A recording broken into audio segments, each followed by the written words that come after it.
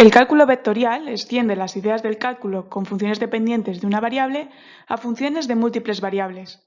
Vivimos en un mundo tridimensional, por lo que el cálculo vectorial es una herramienta fundamental en ingeniería, necesaria en múltiples áreas de la física, especialmente en mecánica de fluidos y electromagnetismo. Comencemos viendo la definición y algunos ejemplos de campos escalares y campos vectoriales. Un campo escalar es una función de varias variables que asocia a cada punto del espacio una magnitud escalar, es decir, un número. Por ejemplo, un campo escalar puede ser una función que nos dé la altura de una montaña en función de la posición en el mapa.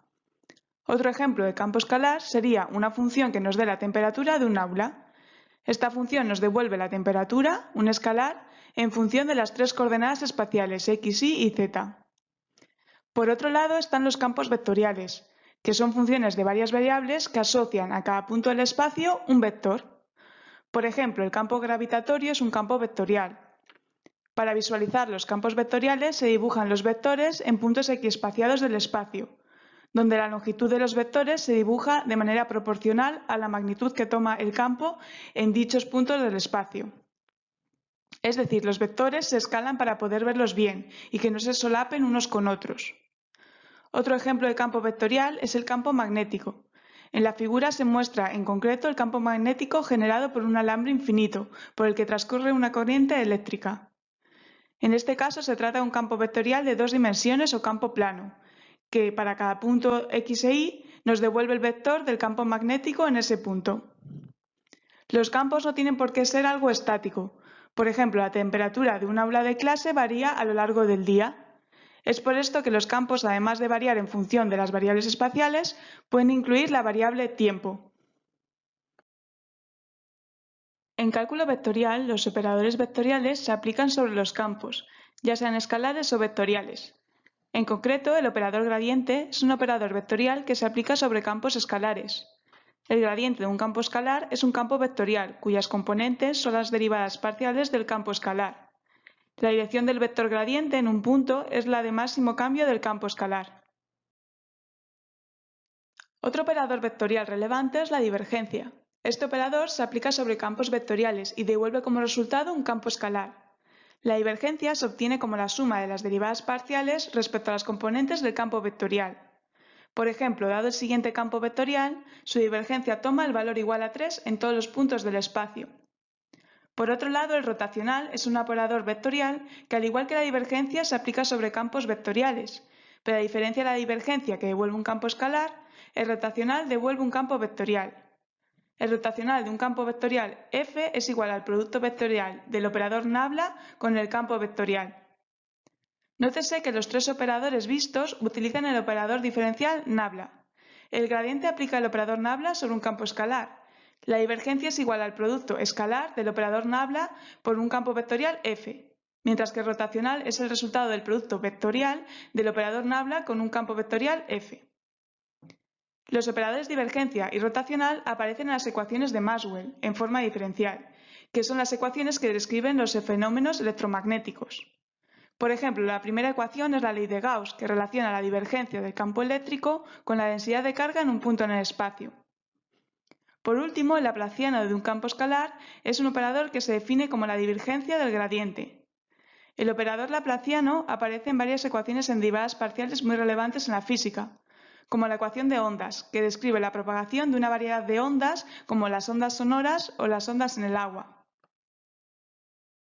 Hablemos sobre las integrales de línea. Estas integrales incluyen a un tipo de integrales que ya conoces de sobra, las integrales definidas de funciones de una variable, que como recordarás su interpretación geométrica es el área bajo la curva.